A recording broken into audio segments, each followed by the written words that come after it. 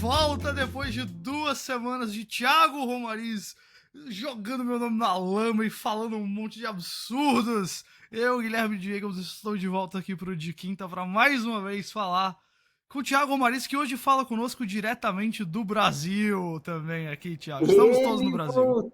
Ele voltou, senhoras e senhores. Depois de 65 dias de férias, Isso é um ultraje. o cidadão está de volta. Pois é, finalmente, para desespero das pessoas que gostam de filmes, para ouvir aqui as suas... só para você ter uma ideia, a gente leva tanto em conta que as opiniões do Jacob sobre cinema estão cada vez mais duvidosas, que hoje a gente vai falar sobre televisão. Só pra vocês terem uma ideia sobre isso. Cara, olha, hoje nós vamos... Eu vou dizer pra você, essa é apenas a segunda vez que a gente abre aqui a pauta pra outras coisas. Dessa vez a gente vai falar de Stranger Things, como o pessoal já deve ter visto no título aí. A gente já falou de Alien uma vez, né? Agora Stranger Things. Eu não sei, depois que Stranger Things passar, Thiago, qual vai ser a série que a gente vai liberar pra falar aqui. Talvez a segunda temporada de Task, já que foi renovada aí na última semana, já que nós dois adoramos, né? Talvez, assim, a maior série do ano que vem, na minha cabeça aqui, que eu lembro agora, é a nova temporada de Casa do Dragão, né? De maior, tá? Tô dizendo que necessariamente vai ser a melhor. Mas eu acho que é a maior, né? Tipo, teria alguma outra coisa gigante? Tipo, Last Você of acha Us... que Euphoria é a terceira temporada? Talvez, hein? Talvez. Essa é pesada, né? Talvez. Eu tinha aberto aqui uma lista, olha. Euphoria, algumas. The Pitt, X-Men 97, The Boys, a última temporada, Lanternas, O Urso, quinta temporada, Casa do Dragão. Tem algumas coisas, vai. Aliás, Casa do Dragão não é no que vem, né? Ou é no que vem também? Nossa, vão ter 2 séries de Game of Thrones. Vão ter duas neste próximo ano, no começo de 26 e no meio de 26, e aí depois 27 é o segundo do Cavaleiro dos Sete Reinos e 28 tá aí. A quarta, né, do Casa do Dragão. Muito bem. Thiago, olha, mas antes da gente falar de TV, para as pessoas não falarem que ai meu Deus, eles estão falando de televisão. Fala pra gente, pra onde você foi, mano? O que você Thiago, foi fazer durante essa sua peregrinação? Eu passei 13 dias pela Itália, certo? Fui para 5 cidades por lá, para Roma, para Florença, Nápoles, Salerno e Frascati, que é uma cidadezinha do lado de Roma. E eu fiz essencialmente 2 coisas. Eu comi e eu andei. Foi muito carboidrato, muita massa e muita pizza, muito gelato também. E tanta andada e subida de escada e de ladeira de coisa pra ver os monumentos e construções mais lindas que eu já vi na minha vida, que com 3 dias de viagem eu já tava com um calo no pé. E continuei andando mesmo com o calo no pé. Mas, cara, absurdo. Meus prêmios é que Roma é a cidade mais legal, especialmente o bairro de Trastevere, onde eu fiquei. Florença é a cidade mais bonita que eu já vi na minha vida. Também é uma experiência muito engraçada se você já jogou Assassin's Creed 2, porque é literalmente... muito você louco. reproduz o meme do DiCaprio o tempo todo. Eu já escalei aquilo ali, e aquilo também. Cara, é absurdo. Eu comi o melhor carbonara que eu comi na minha vida. O carbonara que eu comi lá, que foi numa classe de fazer massa, que a gente fez massa do zero. E aí, depois aí sim o restaurante lá que dava o curso que fazia o molho e fazia o resto, mas a gente que fez a massa do zero. E foi um carbonara com creme de trufa, Thiago, eu não tô usando pra você. Eu penso nesse prato todos os dias desde que eu comi esse prato. Teve uma pizza lá também tão boa que eu fui 3 vezes no mesmo lugar comer a pizza. Enfim, cara, foi muito, muito legal. Agora, eu preciso te dizer uma coisa que você vai me xingar assim que eu falar. Assim que eu falar, você vai me xingar. Tem um filme estreando essa semana, quinta-feira, estreia um filme chamado Bugônia, do Yorgos Lanthimos com Emma Stone. Eu fui lá assistir esse filme num cinema de rua na Itália. Velho, eu não acredito que você gastou seu tempo na Itália pra assistir um filme do Yorgos Lanthimos. Pelo amor de Deus, sabe, velho? Mano, a gente tinha uma noite livre lá e tinha um cinema de rua. Literalmente, eu não estou usando, 3 minutos andando de onde a gente tava hospedado. Nesse bairro. Esse bairro é só... Você já foi lá em Roma, você sabe? Esse bairro é bar, restaurante e universidade. Então ele tem uma vida noturna muito ativa. E ele tem um cinema de rua. E assim que eu pisei, eu falei, eu tô em casa. Porque era só... Você via que era só os estudantes de cinema das faculdades de lá, tá ligado? Só o cinéfilo, assim, tudo com conta no Letterboxd. E, cara, a gente tinha 2 opções. Ou melhor, eu tinha um plano A e um plano B. O plano A era ver Frankenstein, que eu queria ver no cinema. Acabei vendo Netflix mesmo, né? O plano B era ver o Bugônia, porque se não tivesse Frankenstein, não tinha outra coisa pra ver. Tinha o Anemone lá do Daniel Day-Lewis, eu falei, esse daí eu acho que vai ser muito mais pesado, mais parado e tal. Frankenstein só tinha em cinema distante. Então foi o Bugônia, que está estreando agora no Brasil. Eu queria aproveitar então para trazer uma rápida primeira impressão aí Nossa, do mano, filme. me justifique poder... Prestou? É muito mais ou menos, eu achei muito mais ou menos, Olha mano, só, olha. que desgraça. Mas a culpa é sua mesmo, né? Você merece, né? Não, eu entendo, mas a experiência valeu a pena, eu gostei de ir, eu gosto de ir ao cinema em outros lugares pra ver a sala, pra ver o pessoal e tal. Mas o filme eu achei, mano, assim, olha, no geral, eu gosto muito do Yorgos Lanthimos. Ele tem 3 filmes que eu acho absurdamente ótimos, que são O Sacrifício do Cervo Sagrado, O Lagosta e A Favorita. Eu sou muito contramão com o Pobres Criaturas, não gostei do Pobres Criaturas, e eu Eu achei gosto o muito tipo... de Paulo das Eu Criaturas. sei que você é bastante fã, né? E o Tipos de Gentileza eu achei um filme bom, que ele é dividido em 3 partes. Eu acho que literalmente tem uma parte ótima, uma parte mais ou menos e uma parte ruim dele. E agora o Bugônia, que é o que? Quarto, quinto filme dele com a Emma Stone. E acho que é o quarto. Pelo visto vai ser o último por um tempo. Eu vou te dizer uma coisa. Eu tive uma reação muito avessa ao Pobres Criaturas, tive uma reação muito positiva, por exemplo, a Favorita. Eu tive uma reação muito, muito neutra, muito qualquer coisa pra esse filme, que eu acho que tem um pouco do fruto de como que ele foi feito. Porque esse é um filme que a Emma Stone levou pra ele. Ela queria fazer, ela é produtora do filme, ela já tem, obviamente, um relacionamento artístico com ele bem rico, né, de Oscar, de tudo. E ele topou e fez. Eu não senti que, tipo, ele tinha muito pra agregar do que de temas que já foram explorados, inclusive esse ano em outros filmes, sobre, tipo, obviamente, capitalismo no século XXI, sobre trabalho, sobre identidade, coisas que, por exemplo, o último filme que eu vi antes de viajar, eu peguei o primeiro dia do Festival de Cinema daqui de Recife, que foi o No Other Choice, do Park Chan-wook, diretor do Old Boy, tá? Esse vai ser também indicado ali, junto com o nosso Agente Secreto, provavelmente melhor filme internacional. É basicamente a mesma temática e eu achei um filme muito melhor. Então foi muito difícil tirar ele da cabeça assistindo. Então o Bugônia tá estreando agora. Mas você Não acha achei um que grande vai, filme. Ah, não vai pra temporada de premiação, não? cara, eu acho que especialmente por a gente ter tido há pouquíssimo tempo o auge da colaboração Com Emma Paulo das Stone e Yorgos Criaturas. Lanthimos, né, com Pobres Criaturas, foi o que venceu acho que uns 4 Oscars, inclusive de atuação pra ela. Ah, cara, assim, hoje em dia eu acho que dá pra gente considerar que tem uns 13, 14 filmes ali brigando pelos 10 indicados, né? Acho que o Bugônia pode entrar talvez em roteiro adaptado, talvez a atuação da Emma Stone, já que ela já virou um nome aí de constante indicação, mas eu não sei se ele entra nos 10 É, não. meio Agora, que um voto seguro, né, dos votantes. exato. E o Yorgos também é um pouco, mas eu não sei, esse filme eu acho que não pegou, ele não pegou aquele... Não É, ele pegou a não teve tração, imaginação. não teve tração mesmo, não, É. nos festivais e tal, não teve. Precisamente. O outro filme que tá estreando essa quinta, pra gente falar muito rapidamente antes de entrarmos no nosso assunto principal de hoje, que vai ser o volume 1 da quinta e última temporada de Stranger Things, é o Zootopia 2, filme que nós dois já assistimos, a continuação de uma das animações de maior sucesso da história da Disney Animation, um filme que não fez $1 bilhão por um espirro, eu acho que ele fez tipo Não, eu acho que 950. fez. Bateu 1 bilhão? Bateu 1 bilhão então. Cara, Então eu quando tô errado. eu fui escrever a crítica, eu escrevi semana passada, tava lá 1 bilhão na Ah, bilheteria. então eu tô errado. Eu achei que ele tinha Tava um ficado, bilhão. tipo, Eu não sei se 980. ele completou 1 bilhão depois de alguma reexibição, alguma coisa assim, mas ele fez 1 bilhão. Tem 1 bilhão de box office. É isso mesmo, não sei se tá correto. 1 bilhão e 20, 1,02. Então passou Isso. mesmo. É, que eu acho um filme muito divertido, o primeiro filme. E eu achei o segundo filme muito divertido também. Achei que foi um exemplo, mais uma vez, da dupla que é o Jared Bush e o Byron Howard, né, que dirigiu o filme, que eu Sim. acho que eles são hoje um dos caras mais confiáveis que a gente tem na máquina Disney Animation. Mas pra acreditar, como eles fazem, inclusive, nos créditos do filme, é um filme feito por toda a Disney Animation. Achei bastante divertido. Você fez a crítica, me conta aí o que é que você achou dele. Eu tenho algumas ressalvas, acho que a história ela vai de. Eles têm que ir na história, eu contei, de ponto A pro Aham. ponto B, pro ponto O C, tempo pro todo. ponto D, e eu acho isso um pouco cansativo.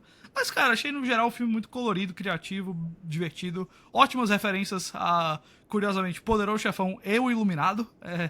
Mas me Sim. conta aí o que você achou, cara, que você Cara, fez a crítica. é engraçado, minha relação com filmes, com animações infantis, ou pelo menos que são feitas com um público infantil também em mente, mudou muito depois, né, que minha filha nasceu e eu assisto filmes com ela e tal.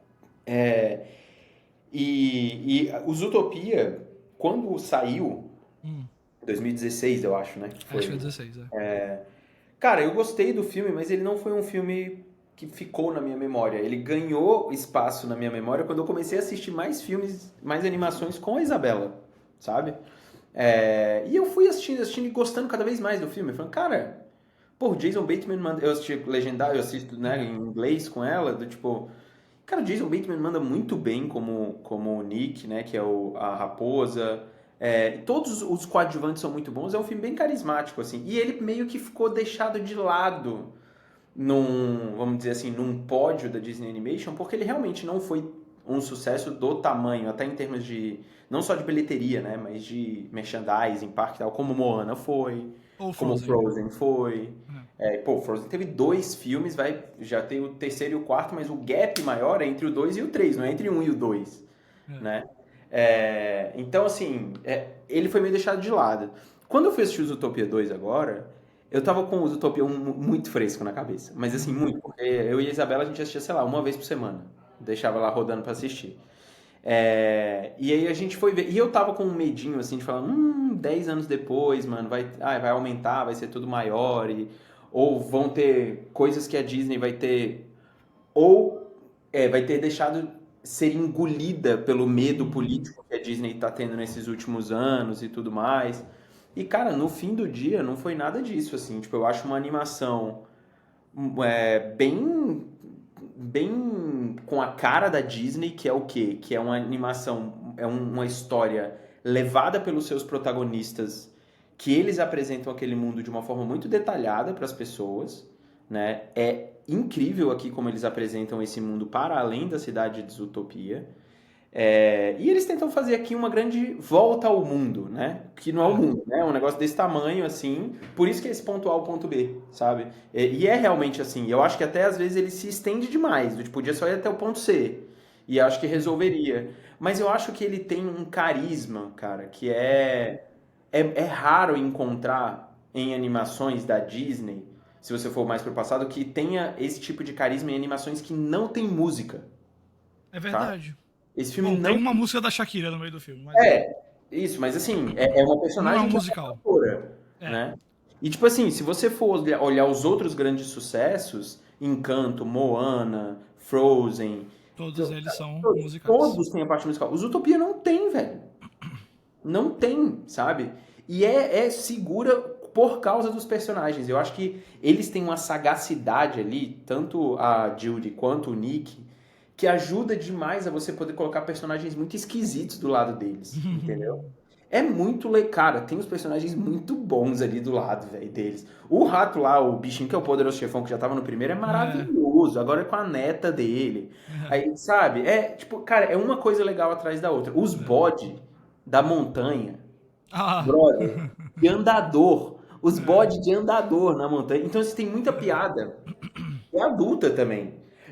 E não é a piada explicativa pra ser adulta, é como a referência ao iluminado que eles fazem, Mano, pelo amor de Deus. né? Mas Inclusive eu gostei aconteceu uma muito, cara. coisa Me diverti, muito, achei muito muito legal. engraçada na sessão que eu tive aqui na cabine.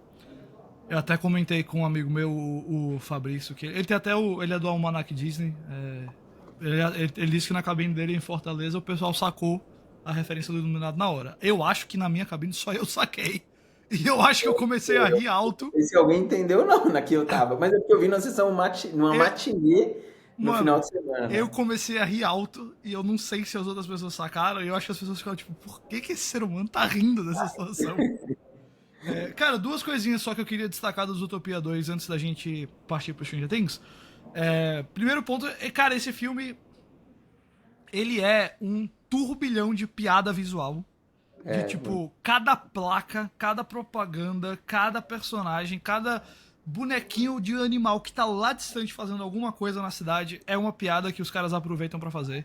Se você assistiu esse filme num IMAX, como acho que foi o caso nós dois aqui, que a tela é gigante, você tem espaço pra deixar os olhos passearem, focar em coisas diferentes, mano, tem muita coisinha escondida lá, é muito divertido. Todo o visual do filme é muito colorido, muito bacana e tudo mais.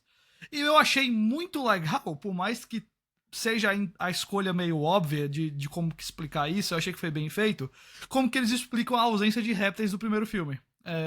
que é ali com um tratamento deles como a população à margem mesmo da sociedade dentro de Zootopia, especialmente as cobras. Eu entendo que, assim, a gente conversou já sobre isso, o filme acho que não faz panfletagem, mas tem claras alusões a questões de imigração e gentrificação, especialmente. Mas é legal de ver que, tipo, ok, eles pegaram algo que todo mundo falou, mano, vocês já perceberam que Zootopia não tem répteis? Eles falam, beleza, essa vai ser a história do filme. Então, gostei de como eles resolveram, achei bem legal. Tanto aí, Zootopia 2, divertido, acho que não é um grande filme, uma grande animação e tal, não é a primeira prateleira Disney Animation pra mim, ou até do ano. Acho que o grande filme animado do ano, pelo menos dos ocidentais, assim, mais blockbuster e tal, segue sendo o seu amado Guerreiras do K-pop, mas bem legal. Bom, agora que a gente já falou de cinema e eu posso estar em paz pra falar de televisão, vamos falar de televisão, cara, porque, assim, obviamente, o Zootopia vai ser gigante. O filme vai fazer 500 milhões de dólares mundialmente no primeiro fim de semana. Criançada vai estar lá com força total.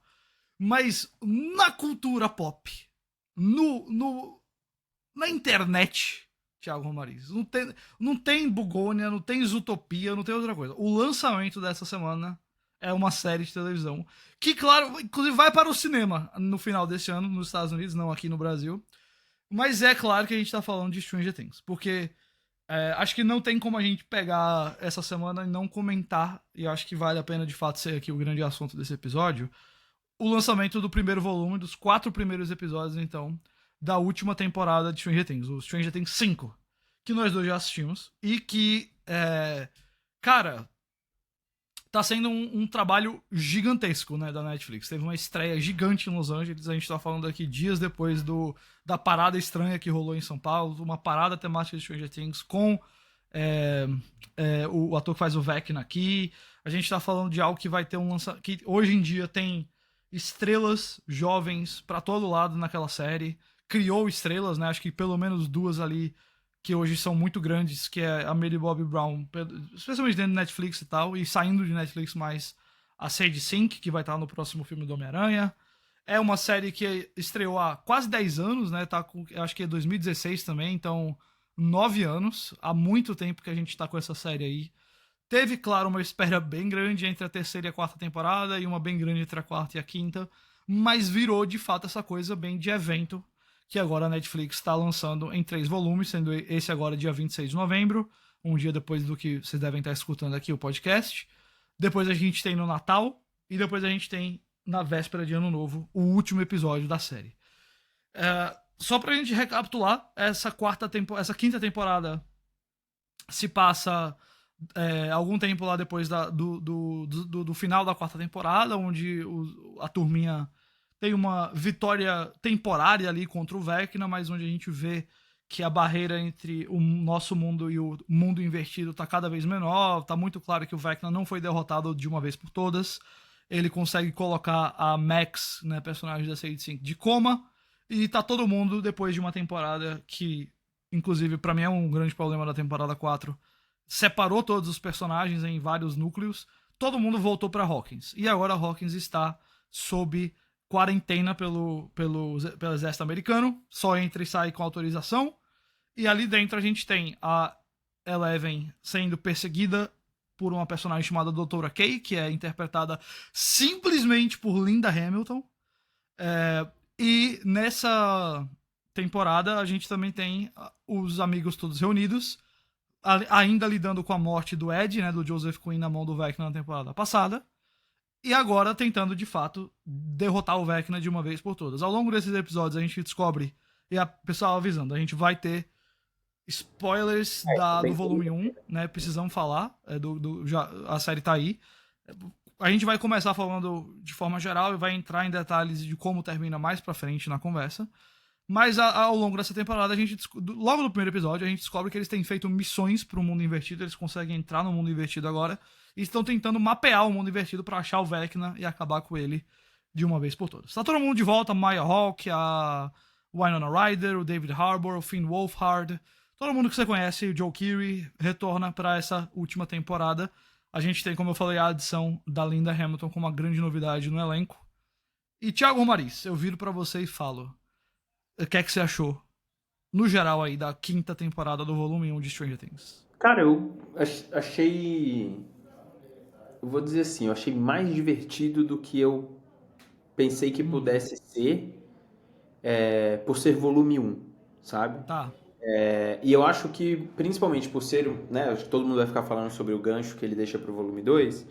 Eu acho que o gancho, ele, apesar dele ser desenhado muito antes, assim, de, tipo, você vê de longe que aquilo vai acontecer, eu acho que ele é bem construído. Ele é legal, o último episódio é bom, tipo, tem um clímax interessante, de o jeito que a narrativa é concluída ali, né, do tipo, é legal.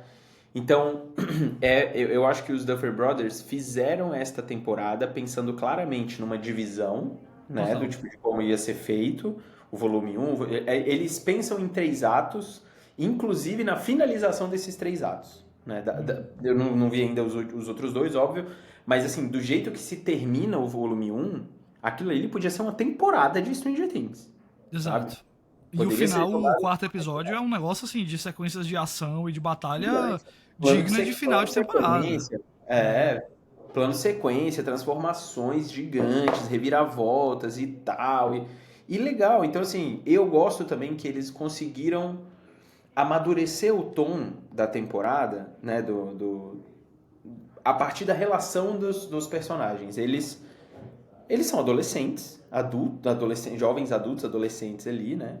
E, cara, eles estão irritados o tempo inteiro. É um brigando com o outro o tempo inteiro, basicamente. Aí, tipo, tem que lembrar do que aconteceu antes pra que volte a ficar melhor. Você não tem nem o resquício da inocência, assim, mais direito, sabe? Só se você vai no flashback, porque realmente essa é a fase da vida natural de um ser humano, mas também das pessoas que passaram por aqueles traumas todos que eles passaram, né? Uhum. Tem uma série de conveniências no roteiro, e nos episódios para que eles continuem? Tem, né? A começar pela morte não morte de um monte de gente. Isso eu acho um pouco demais para a última temporada de uma série, né? Do tipo, vou lá, o Demogorgon dá um tapão na mulher, aí ela tá viva. Aí dá É. um tapa no pai, aí ele continua vivo. Tipo, você cria riscos muito grandes sem necessariamente mostrar grandes Que consequências. pra mim tem sido um problema da série quase que desde a segunda temporada, Exato. quando só quem É morre isso. é quem é apresentado naquela temporada. Esse personagem é apresentado, ele dura aquela temporada, ele morre, todo mundo o resto continua. Exatamente. E eu achei que no volume um eles já iam falar, gente, vai acabar. Tipo, a gente sabe que vai ter mais Stranger Things, tá, galera? Isso aí é óbvio. Tipo, a gente sabe que a Millie Bobby Brown vai voltar daqui a 10 anos pra fazer a Eleven de novo, sei lá, alguma coisa assim. Mas eu acho que o encerramento, ele poderia ter tido nesse volume. Eu acho que vai ter, tá? Eu acho que uma galera vai morrer até o final. Ah, eu também acho, também Mas acho. o saldo pra mim do volume um ele é bem positivo, assim, Jacobs. Eu assisti as 4 temporadas agora nesses últimos 2 meses de novo, tá? Fiquei assistindo, recuperando coisas que eu não lembrava, comprovando mais uma vez como maratonar séries é o pior jeito de você assistir série na vida, Total, total. tá? É o pior jeito de assistir uma série na vida é maratonar ela, porque você não consegue absorver nada, basicamente. Pelo que eles falaram até, eles queriam que a temporada fosse semanal. E a Netflix falou, aí também não Eles, dá. eles, eles, eles, eles contra-argumentaram isso, falaram que nunca. Ah, não falaram, Que ok. eles foram lá responder falando, não, a gente nunca pediu isso. Agora, eles confirmaram que queriam fazer sempre no cinema, né? Pô, É, isso aí eles sim. já falaram isso.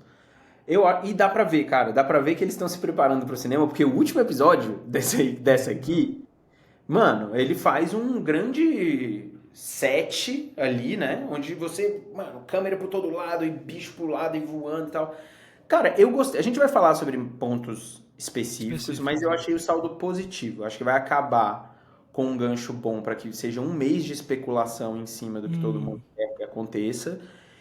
E é um mês, cara, é uma eternidade para a internet. Vai ser o tempo das pessoas amarem, odiarem e voltarem a amar a série até que a uhum. segunda parte.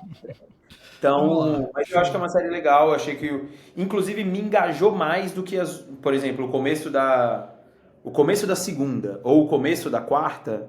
Essa série aqui me engajou mais do que essa temporada que me engajou mais do que as outras. Eu eu admito, eu não revi nenhuma temporada da série. O máximo que eu fiz foi passar um tempinho lendo alguns recaps e tal. Na minha cabeça, cada temporada tem sido um pouquinho pior que a anterior. Eu não acho nenhuma temporada ruim, mas eu prefiro a 1, a 2, depois a 3 e a 4 eu realmente não curti tanto. Não acho que é ruim nem nada, mas não curti tanto. Essa quinta temporada, eu acho que, pelo menos nesse volume 1, voltou a muita coisa que eu acho que fazia a série pra mim ser bastante divertida, né? E eu acho que a minha grande surpresa com esse volume 1 é que, apesar dele ter esse final, que de fato é um episódio bem grandioso, ele é meio assim. Ele é meio tipo uma aventura normal deles. Não tem clima de tipo, ok, agora é o final. Agora é sério. É uma coisa meio que, tipo, tá aqui a fulana ali que... A Robin agora tem uma rádio, e ela fica sendo a DJ da rádio e ela passa umas coordenadas pra eles escondido. Aí os meninos estão lá, as crianças envolvidas, é um negócio inacreditável, mas as crianças estão envolvidas ainda, inclusive recrutando crianças mais novas pra situações bem perigosas. Mas aí começa essa criança a passar informação pra aquela outra e contrabandear pra passar por meio do exército um equipamento que eles precisam, enfim.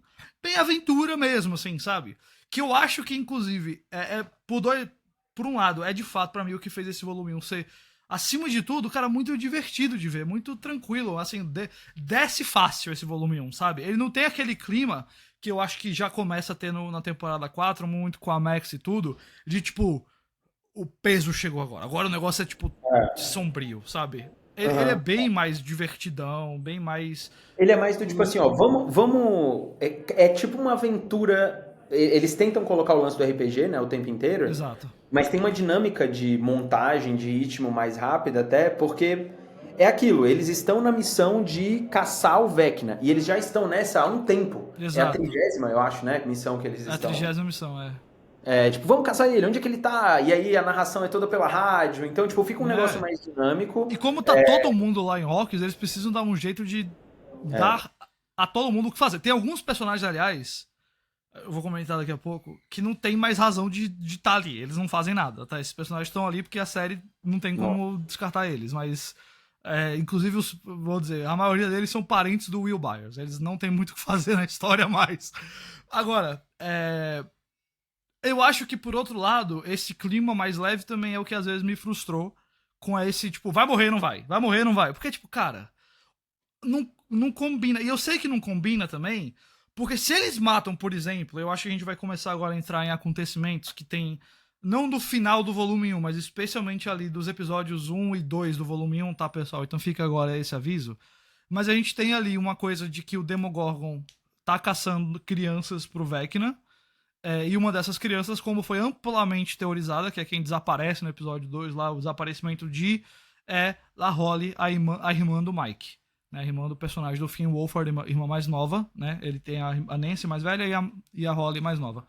E quando o Demogorgon vai atrás da Holly, ele invade a casa do Mike e fere quase fatalmente os dois pais dele. E eu entendo, Thiago, que se eles matam os pais de 2 dos, sei lá, 10 protagonistas da série, ou 3 agora que a Holly tem uma participação bem maior, a série tem que meio que virar sobre isso. Tá ligado? Não dá pra você matar os 2 pais de 3 protagonistas e falar, ok, agora vamos lá ver a Robin se divertindo com a namoradinha dela. É meio complicado, eu entendo isso. Só que aí eu acho que o jeito que eles fazem também fica ruim, porque é aquela coisa de que sempre a série teve com personagens recorrentes, de que vai morrer e não vai. Tem um momento, não vamos entrar ainda exatamente o que acontece ali, no último episódio, onde eles chegam a sugerir que o Hopper vai morrer de novo, cara. Já teve tudo isso com o Hopper. Então, tipo, esse foi o momento do Hopper que eu falei, velho, você não vai. Você não joga essa. Tipo, não precisa jogar essa neste momento. Porque o drama dele se sacrificar, dele morrer, acontece desde a primeira temporada, independente da Eleven. O cara perdeu a filha. Exato. E ele não vê propósito na vida. Ele acha agora, com a Eleven, ele vê o propósito dele, com as crianças e tal. Mas aí, de novo, pra mim, esse é o grande probleminha que a gente tem aqui nesse primeiro volume. É esse jogo de você trazer atenção pela morte, sendo que não precisa. Tem outras coisas muito mais legais. Todo o lance da tensão entre os meninos... Acho um grande mérito. Porra, muito mais legal, cara. É muito mais legal. A decisão de deixar o Dustin, que historicamente é o personagem mais fofinho, divertido, que todo mundo ficou apaixonadinho no ator no começo, ai, como ele é fofo e bonitinho e tal, deixar ele como o personagem que tá com mais raiva, porque ele era o que mais gostava do Ed e que mais tá frustrado. Né? Cara, apesar de assim, eu sempre adorei a dupla dinâmica que ele forma com o Steve, né? Com o personagem do Joe Keery. Sempre gostei muito deles dois juntos. E é muito ruim, eu fico triste, genuinamente triste de vê-los brigando. Mas eu acho que é narrativamente ali uma coisa muito bem pautada. Que o cara que sempre foi o amigo de todo mundo, que sempre foi o mais assim de boa com todo mundo, mas vamos ser amigos, vamos estar junto, vamos trabalhar junto. Finalmente quebrou, sabe? Quando ele vê não só um grande cara que ele admirava morrer, mas a cidade toda continuar tratando ele como um grande culpado pelo que ele fez, né? Com o caso do Ed. Acho que isso foi uma virada narrativa muito forte, muito ousada. É um desafio até pro ator fazer, assim, sabe? Tipo, é um modo de drama que ele nunca fez ali. E eu achei que funcionou muito bem. Acho que é uma das coisas que a série fez que eu mais acho que assim, não, cara, isso e como você falou, também vem com a idade que eles têm agora. Né? Eles não são mais criança num porão. Então, tudo isso eu olhei e falei, cara, acho que foi uma das vezes que a série melhor trabalhou a ideia deles crescendo, deles eu achei a melhor de personalidade. Também. E você vê que eles brigam entre si e são brigas que elas começam e terminam na mesma cena. Por quê? Porque isso vai construindo a relação de tensão, primeiro pela idade, onde você tá num momento de conflito mesmo, com você, com os outros, e porque você tá vivendo na porra de um apocalipse dentro da cidade, você nem sabe direito o que é. Então, eu gostei muito dessa forma. Pô, o Mike tá com raiva o tempo inteiro das coisas também, brigando com todo mundo, sabe? Eu ia chamar ele de Caleb, mas não é. O Lucas, sim, ele tá sofrendo por outra coisa. Então, todo mundo tem um motivo pra realmente ficar angustiado, sabe? E aí, quando eles se juntam, eles realmente têm que tentar buscar sobreviver. Não é mais só sobre uma aventurazinha de RPG ou de... Então, eu acho que toda a dinâmica das crianças realmente, né, dos jovens adultos aqui, isso funcionou bastante. Foi o que mais me segurou, assim, sabe? Que eu achei que realmente, porra, funcionou, cara. Eu falei, olha, voltaram a ter uma parada, porque parece que eles não... Como não existe mais a necessidade da revelação de um novo Demogorgon, de um novo Mind Flayer, de um novo Vecna, você já começa a série, isso tá no vídeo, né, que foi mostrado pela Netflix, você já começa falando sobre a conexão do Vecna com o Will, já setou ali. Falei, gente, a gente vai falar sobre o Will e o Vecna. É isso. A série vai acabar falando sobre isso. Então eu acho que eles têm uma liberdade maior a partir do momento em que eles contêm a história nisso tudo, sabe? Só que esses artifícios de, vamos morrer aqui, vamos morrer lá... umas horas assim, sei lá, eu sei que vai parecer coisa de encheção de saco e tal, mas é aquilo, se os episódios tivessem 40 minutos, mano, provavelmente não ia precisar de um monte dessas coisas, sabe? Exato. E eu acho que é um desafio pros Duffer também, assim, em termos de... Como contadores de história, eles precisam encontrar outras maneiras de criar um clima de risco, sabe? Eu acho que eles têm que fazer isso um pouquinho. Não pode ser só esse vai morrer, não vai. Duas últimas coisas que eu queria destacar antes da gente entrar em coisas mais específicas aqui da temporada. Uma negativa e uma positiva que eu vou dizer. A negativa é como eu falei, cara, eu não sei, eu adoro a Winona Ryder. Eu acho que a personagem dela, eu não sei o que ela faz, mas fora ficar preocupada com o filho. Tipo... Véi, esse personagem já foi pro saco há muito tempo, velho. Mas vai fazer o quê? Vai matar a mãe do Will? É foda. Tem até um momento na temporada, eu sei, eu fiquei achando que naquela famosa cena do trailer que o Vecna puxa o Will, eu falei, ela vai se sacrificar por ele. Eles vão fazer a gente achar que o Will vai morrer e aí vai ser a mãe, eu não sei. E tem até um momento na temporada onde o Will e a Robin meio que, tipo, reconhecem, não, deixa ela lá, deixa a Winona lá parada fazendo nada. O tal do Jonathan também, eu sinto que já tá meio ali... Essa é a, sei lá, quinta temporada seguida onde eles não têm muito o que falar do Jonathan que não seja... Ai, meu Deus, a Nancy. Eu queria fazer a Nancy feliz. E será que eu devo ficar com a Nancy? Eu acho esse o pior personagem da série, assim. Cara, tá bem... É muito... Mas sempre foi. Eu sempre achei ele ruim, assim, tipo... Complicado tá mesmo. Lá, né? Tá lá. Agora eu queria puxar pra mim um elogio. que você já mencionou. Essa, teoricamente, eles trazem, né, da segunda pra terceira temporada o Devorador de Mente de volta, mas ali em versão de carne, né, mais a sombra e tal. Mas essa é a primeira vez que a gente, tipo, a ameaça da temporada passada é literalmente a mesma ameaça dessa temporada aqui, que é o Vecna. Eu acho que eles construíram um antagonista bem legal pro final, cara. Eu acho que o Vecna tem um peso de ter virado agora um vilão de cultura pop, assim, que é justo de ser o vilão final de uma grande série, da série mais vista desde que Game of Thrones acabou, assim, sabe? De tipo, meio que como era o Rei da Noite, eu espero que o final com ele seja melhor, assim, sabe? Ele não aparece muito, mas eu acho que ele tem um visual que pegou bem, acho que ele tem uma presença que pegou bem. Ele quando entra em cena, você sabe que o bicho vai pegar, sabe? Então, ele se apresenta pra mim como um desafio digno, assim, de, tipo, ser o último. E eu acho que essa quinta temporada, pelo menos nesse volume 1, reforça isso, sublinha isso. Ao ponto que É eu bem sei que tem foda. muita gente, a Bruna É meio que bem foda teoriza isso. apresentado, né? Ele é bem. O jeito que ele É, entra na temporada é bem foda. bem, bem, bem.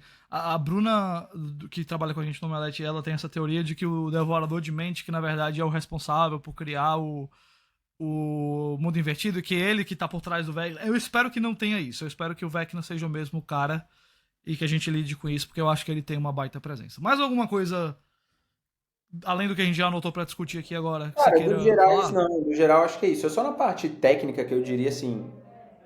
A série realmente dá um avanço, né? Do tipo. O último episódio, como a gente falou do volume 1, tem sequências. Na verdade, todos os 4 episódios. Tem grandes sequências de ação, assim. Dá pra você ver que eles fizeram sets grandes. A grande sequência de ação do último episódio, do quarto É, episódio, ela é toda dentro de um compound, assim, de um tipo num quartel onde eles fazem uma parada. E dá pra ver que eles construíram aquilo tudo, até pra não vazar spoiler, pra não ter coisa, uhum. que é tudo meio contido, assim, sabe? Eles são como se estivessem numa redoma de uma contenção militar. É, E eu gosto, tá? De assistir isso, eu acho legal. Só que eu ainda vejo Stranger Things, ele tem um grande. É interessante, é legal de ver e tudo mais. Mas em termos de escala, vamos ver como é que vai chegar Uhum. na última parte. Em termos de escala, Stranger Things ainda tá muito atrás de séries como o próprio Game of Thrones. Ah, isso nem se compara. Não tem assim, o próprio Anéis de Poder que a gente viu há pouco tempo. É assim, é muito diferente ainda. E eu repito, não é só por causa do dinheiro. Não. É quem dirige, é quem escreve. Tipo, é outra forma de olhar as coisas, sabe? Então, eu acho que eles fazem bem eles fazem um bom trabalho com o que eles têm na mão. Mas eu senti o último episódio, apesar de ter sido excelente, eu acho que ele é meio contido dentro de uma caixa, sabe? Aham. Tem algumas coisas que eu acho sobre isso que também estão relacionadas a até a forma como eles dirigem a ação, assim, sabe? Eu sempre achei que. Super, super. Eu acho que eles se complicaram um pouco com, tipo, o poder da Eleven, por exemplo, assim, sabe? Porque essencialmente você tem um monte de ação que a pessoa fazendo assim. Esticando a mão, fazendo uma cara de concentração e aí uma força invisível levanta outra coisa. Mano, nem todo mundo acerta de primeiro feito Star Wars, assim. E no começo, quando esse uso de poder dela era uma coisa mais espetacular fora do normal, como naquela cena que eles estão na bike que ela levanta um carro bem na primeira temporada, cara, aquilo é muito especial. Agora, nessa quinta, sabe, já viralizou o começo da temporada, a cena de treinamento dela, que é tipo vibes a cena do Liam Neeson tentando pular uma cerca lá no Busca Implacável Tá 3, que tem cortando várias vezes. 30 milhões de cortes, exatamente. Então, eu acho que eles estão ainda aprendendo a fazer ação, estão lidando com isso ainda. Mas enfim, vamos entrar agora em acho que 3 pontos que eu queria tocar Uhum. especificamente da história. Acho que o grande mistério da temporada era o que aconteceu com a Max. Como é que vai ser com a Max? Ela tá lá em coma, mas muitas vezes a galera teorizava que, tipo, não é só que ela tá em coma, que tem alguma outra coisa rolando que impede ela de acordar e tudo mais, como é que vai ser? A gente descobre que ela tá dentro de uma espécie de mundo criado pelo Vecna, uma realidade criada pelo Vecna dentro do mundo invertido ali, que é pra onde ele tá levando as crianças que ele tá pegando, né, como a Holly. E ela, apesar de estar lá dentro, ela tem uma certa agência ali dentro. Ela tem conseguido lutar contra o Vecna dentro do que ela pode fazer. E é ela que, tipo, tira a Holly, ou melhor, revela pra Holly que aquele mundinho perfeito o Vecna criou lá, que é um mundo, assim, bem cara de Estados Unidos dos anos 50, sabe? Tá tudo bem, assim, daquela coisa bem otimismo dos anos 50. E a Max tá lá dentro, e ela é uma agente ali contra o Vecna dentro dessa realidade que ele criou. Ela não conseguiu voltar ainda pra nossa realidade, pro corpo dela. Ela quase chega lá, uma época a gente descobre, inclusive, num toque muito Irmãos Duffer mesmo, que música é o que atrai ela pra nossa realidade. Mas ela tá por lá, vivendo nesse grande paralelo de uma dobra do tempo, né? Que é o livro de fantasia que a Holly adora e que eles estão meio que fazendo um espelhamento dele com esse mundinho perfeito onde o Vecna tenta É o tempo atrair as inteiro sobre crianças. isso, né? Tipo, primeira cena da Holly, você já vê que ela tá lendo Wrinkle in Time, assim. Tipo, a câmera vem por cima e já mostra, assim, de lado. E aí depois eles colocam a roupa da Alice no País das Maravilhas nela, né? Do tipo, ela fica exatamente como Alice no País das Maravilhas. É a criança entrando ali pelo buraco, né? Da árvore ali para entrar num País de Maravilha que na verdade não é, né? Mas esse não é um aspecto 100% desenvolvido no volume 1, né? Tipo, ele só responde o que aconteceu com a Max tá em coma, e o coma dela na verdade, ela está presa em um recorte ali, né? Uma dobra no tempo, uma dobra na memória que existe do Vecna dentro do universo do mundo invertido. O que me traz, cara, assim, eu olho pro Vecna e toda a mitologia que eles criaram com o Vecna, ele é uma mistura de Fred Krueger com Pennywise, né? Do tipo, o Pennywise, ele tem o recrutamento aí das crianças pra matar as crianças tudo lá e ele fica eterno. O Fred Krueger ataca as pessoas no sono, né? Enquanto estão dormindo. O Vecna tem um pouco dessas duas coisas, né? Ele revela aqui que ele precisa levar as crianças e ele escolhe as crianças porque elas são as mais fáceis de converter, né? De enganar, né, também. Tipo, colocar nesse mundo fake e O elas que já comprarem. tá, o que já tá aí já dando a entender, já tá dando a entender que tipo ele vai usar assim, beleza, são os mais fáceis de enganar e tudo mais, mas são os únicos que têm o amor puro. E o amor vai salvar as pessoas no final, tá, Jacobs? É isso que vai acontecer. Você já pode Bom, anotar aí. eu acho que ainda vai rolar o, tipo... Já teve um pouco disso na peça e na temporada passada, mas, tipo... Não, o Vecna não é 100% ruim, a gente tem que chegar nele, sabe? No coração dele e tal. Eu acho que isso vai ter. Eu espero, eu não sei. Nossa, não, espero que não, mano. Eu espero que não aconteça esse tipo de coisa. Mas eu acho que dá um desenho aqui de que o amor, a relação, a energia entre as pessoas que é tipo é a parte do Mike, né? Perdão, é a parte do Will. Do Will. O Will está se descobrindo, né? Do tipo, e aí tem aqui uma metáfora sobre o Will em si que eu acho interessante. No episódio em que ele entende que se libertar vai fazer ele que ele sair do armário, vai fazer ele virar a pessoa que ele realmente é o episódio que ele mostra os poderes dele, né? Exato.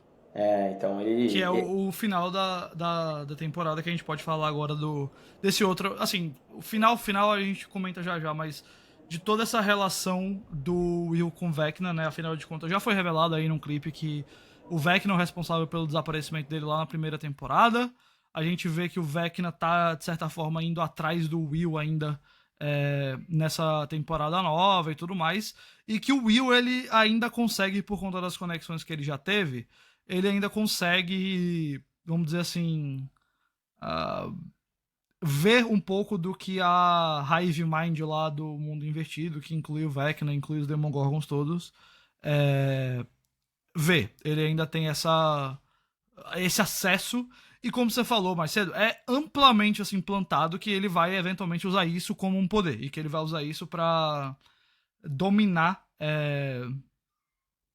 os Demogorgons e atacar e contra-atacar o Vecna, que é exatamente o que acontece lá no último episódio. Então, pra você, foi bem feito, assim, essa parte toda do Will com Vecna? Cara, sim, acho que eles poderiam ter feito isso muito antes, inclusive, em outras temporadas, assim, tipo, deixar isso como se não fosse. Pra algumas pessoas vai soar como se a série falasse: ah, você cagou pra isso, as outras 3 temporadas e agora você fala sobre isso de novo. Mas eu acho que. É porque assim, o Will tem uma conexão com o Vecna na temporada 4. Mas não é muito sobre ele, né? Tipo, pelo menos na minha concepção, eu acho que a Eleven e a Max acabam tendo uma relação muito mais intensa ali com ele do que o Will. Aqui Exato. não, né? Aqui não, aqui é o Will. Pelo menos até agora, né? Mas cara, eu não tenho muito do que reclamar disso, porque eu acho, é aquilo, apesar de ter muitas coincidências, conveniências no roteiro em relação a essas coisas, eu acho que os Duffer os próprios diretores, né? Tem um episódio do Frank Darabont aqui, e eu acho que um do Sean Levi também, do Sean Levy, eu não Tem do lembro Sean agora. Levi também, sim. Eu acho que são eles 4, né? Os 2 Duffer e eles dois, eu acho, o Darabont e ele que grava, e o Sean Levy que faz, que fazem os 4 episódios. Eu acho que os episódios todos, apesar de eles serem muito longos, principalmente o último, que tem 1h30, uma hora e Nem, nem são tão longos, a maioria tem, tipo, 50 minutos, assim, sabe? Eu acho O que último eu acho que tem 2 horas, não é não? É 1h45. o último é maior, mas ele não chega a ser aqueles episódios de 2 horas, de mais de 2 horas que teve na quarta ainda. Eles falaram que o único que vai ter mais de 2 horas Teve episódio de 2 horas na quarta? Eu não lembro disso. Teve. E o único que vai ter mais de 2 horas nessa quinta é o final mesmo. Então, eu acho que eles conseguem ter uma boa narrativa, assim, sabe? Tipo, é aquilo, cara. Gosto da forma que é feito, gostei muito do jeito que eles apresentaram aqui esse primeiro volume. E pra mim reforça como o modelo da Netflix, ele realmente é emblemático. A série, né, a maior marca da história da Netflix, muito provavelmente é Stranger Ó, Things. Ah, episódio 1 tem 68 minutos, episódio 2 aí, 54, episódio 3 66 e o episódio 4 83. Então 1h23. tá. Ainda assim É não 1 hora cada chega. um, basicamente. Não chega a ser o que já foi. Cara, últimas coisas que a gente precisa falar, acho que desse final da temporada, né? E aí, mencionar o que é que tem de expectativa pro volume 2. A gente descobre que a Doutora Kay capturou a irmã da Eleven, que não aparece desde o pior episódio da série na temporada 2, e que tá usando ali os poderes dela pra criar uma espécie de tipo ataque sonoro que deixa a Eleven bem machucada e invalida seus poderes dela e tudo mais. E eles vão agora resgatá-la. A gente ainda tá com um monte de personagem no mundo invertido, né? O Hopper tá lá com ela. Tem o grupo da Nancy, Steve, Dustin e Jonathan, né? Que estão todos lá também. A gente tem também no mundo real um grupo todo que tá ali. No mundo real não, no nosso mundo, né? Um grupo todo que ataca ali a base militar, mas que tenta tirar as crianças da base militar porque eles não confiam no, no, no exército para protegê-las. E essas pessoas todas testemunham uma destruição do exército na mão dos Demogorgons até que o Will desperta os seus poderes. Ô, Jacob, Cara, deixa eu aproveitar. O que você achou dos efeitos visuais, cara? CG. olha, eu acho que, como muitas vezes acontece, tem algumas horas que fica meio tipo. Uma bolota de coisa, assim, sabe? Até dos Demogorgons mesmo, que fica uma coisa. O visual dele já foi marcante, acho que nas primeiras temporadas, agora vira meio que. Tem umas horas que vira meio tipo. CGzão passando pra lá e pra cá. Eu não acho que em nenhum momento o CG tá tipo. Aliás, tem um momento que tá bem complicado, que é alguns cenários do mundo onde a Max tá ali, fica um negócio bem complicado. A maioria eu acho passável, sabe, cara? Mas é Uhum. muita coisa escura, escondida e que.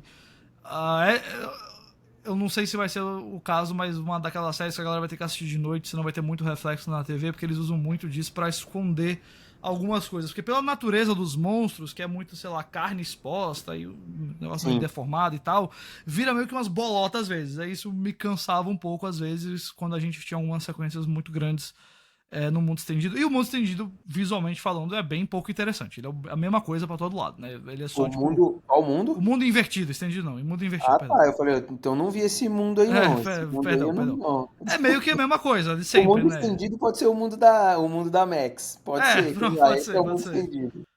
Que é meio que, tipo, é tudo azul e preto e escuro e É, árvore morta e é só isso. Então, mas eu não achei ruim em nenhum momento, sabe, cara? também não. Não Ainda achei, não. é, ainda é meio gritante, assim.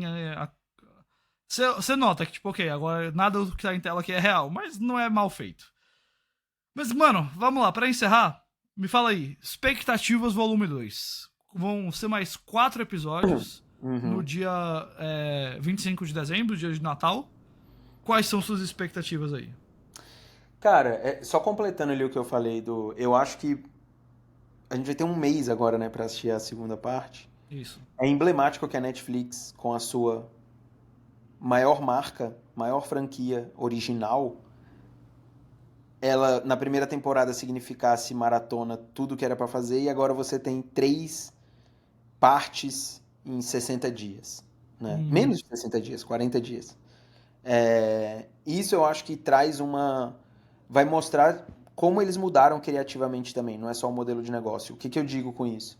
Dá pra ver claramente que o primeiro volume ele foi pensado ali como um bloco, como um ato, que termina ali com a revelação do Will. A minha expectativa para os outros dois, cara, é que aí a gente tenha consequências maiores, tá? A gente viu a irmã da Eleven aparecendo de novo, né? A gente nem comentou aqui, mas é uma das Comentamos, grandes revelações. a gente falou. Agora, eu não sei se você já tinha visto isso, Jacob, mas eu imaginei de longe, assim, que isso ia acontecer. Porque você não vai falar pra mim que o exército prendeu o Vecna de novo, igual você falou de outros bichos, né? Tipo, não faria muito sentido. E eu acho que as consequências que eles só brincaram no primeiro volume vão vir no segundo. Vão vir no segundo e no terceiro. Até porque o intervalo entre o volume 3 o volume 2 e o volume 3 é de uma semana. Então eu acho que a gente vai ver gente morrer já agora. Vai ver um Jonathan da vida morrer. O Jonathan é irmão do Will. Do Will. Então, tipo, eu acho que um Jonathan da vida vai morrer.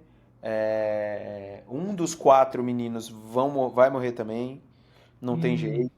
Então, eu acho que isso vai. Ou o Will, pra mim, a minha aposta no Will é que ele vire uma entidade, assim, sabe? Eu acho que vai ser uma coisa dessa. Ele vai fechar o mundo invertido. Ele vai virar a E, coisa que segura o mundo invertido, uma coisa dessa também. Eu tenho isso, essa e ele vai teoria. ser o grande herói da parada, não é a Eleven, entendeu? Então, eu acho que ele pode virar uma entidade, a Eleven morrer. O Hopper eu acho que morre também. Nossa, depois de 25 quase mortes, E e é, uma vez que ele morreu, mas depois reviveu na cena pós-créditos. e é uma questão do Hopper morrer, porque assim, tipo, é que ele já deveria ter morrido, né? Tipo, a história do cara ele tá sempre buscando isso porque ele quer. Cara, a vida dele foi a filha dele, entendeu? Enfim. Então a minha expectativa para os próximos dois, Jacobs, é que existam É. consequências reais e que a gente olhe para um desfecho interessante da história. Eu acho que eles trabalharam bem o relacionamento, eu acho que eles trabalham bem o momento do Will, eu acho que eles estão. Assim, eu aceito para um volume um a solução da Max, mas eu quero ver como é que isso vai ser colocado, como é que isso vai ser resolvido, então a gente não tem como ir muito além disso, né? Então eu só quero dizer assim que no fim do dia Stranger Things, ela significa muita coisa, eu acho, pra quem consome conteúdo na internet. Ela é uma série com amor e ódio, ela é uma série que um ano as pessoas amam, outro ano elas odeiam. A Millie Bobby Brown era a nova prodígio de Hollywood, agora tem um monte de gente que não aguenta mais olhar pra ela, porque ela trata os outros mal. Não é, né? Ela é a prodígio da Netflix, de Hollywood não é. Então, mas é isso que eu tô dizendo. Mas a Netflix é a maior, foi a maior, ou é uma das maiores empresas de Hollywood. Então, assim, ela não é mais, né? Mas se você voltar em 2016, todo mundo olhava pra menina como se ela fosse mano, o maior fenômeno que existia, essa menina, bababá, babá. Então, eu acho que é legal de ver como é que essas coisas mudam, sabe? É interessante de ver. E eu acho que o grande saldo é que Stranger Things é uma série legal, velho, de assistir. Ela é legal. Ela é legal. Justo. Se você não precisar assistir ela pensando em. Ela tem um monte de defeito ali, mas ela é uma série essencialmente divertida e nerd. Ela tem muita referência nerd. Os Duffer Brothers enfiam referência nerd nesse Steven negócio. King e Spielberg, acho que são as duas pessoas a quem eles oram todo dia, assim. Bicho, é inacreditável assim a É. quantidade de coisa que eles colocam. Mas é legal de ver, entendeu? Tipo, eu acho que são pessoas de uma geração que vieram e foram formadas sobre isso e conseguiram fazer uma série que é um fenômeno global, mas ao mesmo tempo ela é divertida. Ela não é aquela série que você fala, nossa, que negócio chato, mano. Não, é divertido. Eu acho legal e eu acho que eles começaram muito bem esse final aí de Maravilha. Stranger Things. Pronto, é isso. Acho que temos impressões positivas com algumas ressalvas. E daqui a um mês a gente fala do volume 2. Antes disso, obviamente, tem muitas outras coisas pra gente falar. Tem Entre Facas e Segredos 3, tem Avatar 3, Fogo e Cinzas. Tem um outro filme aí que a gente não pode falar qual é, mas que a gente tá muito animado pra ver. Ai, meu Deus do céu. As próximas semanas nesse podcast prometem, Mas né? qual filme que a gente não pode falar? Eu não sei se a gente pode falar Do cara que vai ter um painel na CCXP? do Mario Supreme, né? Realmente. Tem a CCXP pra rolar, nós dois Pô, vamos não, a estar lá. CCXP, a gente vai assistir Mario Supreme em breve aí, pô, vai ser bom. Ai, meu Deus, estou contando os dias. Não, quero Thiago, ver. vamos encerrar trazendo nossas recomendações rapidinho aqui. Bora. Eu vou trazer uma recomendação, mano, que foi a série. Eu baixei, tipo, um monte de episódio dela, porque não tem HBO Max na Itália. Então eu baixei um monte de episódio pra assistir lá e foi nossa. Tipo, um dos nossos entretenimentos de trem foi ver essa série. Tava no trem de uma cidade pra outra, a gente dava play nisso. É uma série do Tim Robinson, que é um ator de comédia que não é tão conhecido assim quanto outros, mas é um cara muito engraçado. Ele fez aquela I Think You Should Leave na Netflix. E ele tem uma série na HBO chamada A Cadeira agora. Que é sobre um cara que no momento mais importante da vida profissional dele, que não é um momento muito importante, mas é o momento mais importante pra ele senta numa cadeira na frente de toda a empresa, a cadeira quebra e ele cai. É isso, as pessoas riem disso por um dia, depois esquecem, mas ele nunca esquece. E ele decide investigar a empresa que fez essa cadeira. Onde essa investigação dele leva, aí você tem que ver a série. Essa série é pura comédia absurda. Não existe uma pessoa nessa série que é um ser humano normal. Todo mundo é doido. E é hilária e desconfortável e vergonha alheia, mas acima de tudo, muito imprevisível, muito divertida. A gente tá gravando aqui, esse episódio vai sair antes do último episódio. Então, se você tá assistindo já depois do domingo, você já pode ver tudo de uma vez no HBO Max. Mas A Cadeira é a melhor série de comédia que você não viu esse ano ainda. Então, eu recomendo com todo louvor. A não ser que você não goste daquele tipo de comédia que te deixa querendo fechar os olhos e você fica com vergonha pelo que o personagem tá passando. Se você fica assim, essa série é só isso, então aí não vai dar. Mas se você gosta desse tipo de coisa, mano, manda bala, porque a Cadeira no HBO Max entrega. A minha dica vai pra. Na Netflix mesmo. É um documentário que eu assisti esses dias, que saiu aí, acho que tem umas 2, 3 semanas, que é do caso Eloá. Sim. É um documentário, é um filme, não é uma série. Não é uma série, né? Uma série documental. O que me atrai também, acho melhor do que às vezes esticar. E é uma série que fala. Perdão, ó. É um filme que fala sobre o caso e tenta pintar o máximo, um cenário o mais amplo possível sobre o tamanho das cagadas que aconteceram nesse caso. Pra quem não sabe, o caso Eloá é o caso do sequestro Sim. de 3 adolescentes. Começa com 3 adolescentes ou 4 adolescentes num subúrbio na periferia de São Paulo, pelo Lindeberg Alves, né, que é o namorado da Eloá. Ele sequestra ela e os amigos no apartamento e segura eles lá durante 4 dias, 3, 4 bastante dias. tempo. E isso tudo sendo acompanhado em rede nacional. Foi um caso absurdamente com cobertura da Exato. imprensa. Cagadas e cagadas da polícia, cagadas e cagadas da imprensa, cagadas e cagadas da justiça. Mano, pra você ter ideia, eu nem lembrava, mas o Marco Aurélio Cunha, vice-presidente de futebol do São Paulo Futebol Clube, foi para o local do O sequestro. Tricas. Porque ele era representante de São Paulo e o Lindeberg Alves é São Paulino. Tipo, velho, é assim, o Lindeberg entrou ao vivo no programa da Sônia Abrão pra falar, enquanto a Eloá estava lá. É tipo assim, é uma sucessão de absurdos e que eu acho que mostra um pouco sobre o que começou a ser a nossa obsessão pela atenção, sabe? E aí não é a atenção só do criminoso, é a atenção de quem fala sobre o criminoso. Cobre o criminoso, sabe? Então, essa bola de neve que a gente vive hoje também com a obsessão pelos true crimes e tudo mais, e onde isso vai chegar. E eu acho que até a própria série Tremembé que a gente tem aí fala muito sobre Eu ia isso. dizer, onde isso vai chegar? Em Tremembé. Na série. Então, acho que vale o... Não é um documentário do tipo assim, meu Deus, provocativo e brilhante, mas eu acho que faz um papel interessante para relembrar o caso e traz depoimentos novos, né, inéditos, de muita gente da família da Eloá e de pessoas que participaram da cobertura, pessoas que ainda defendem o que fizeram, pessoas que acreditam que erraram e por aí vai. Então eu acho que tem um ponto interessante aí nesse documentário para se assistir. Tá bom então, mano. Boa recomendação aí. Acho que muito atual também sua recomendação, né?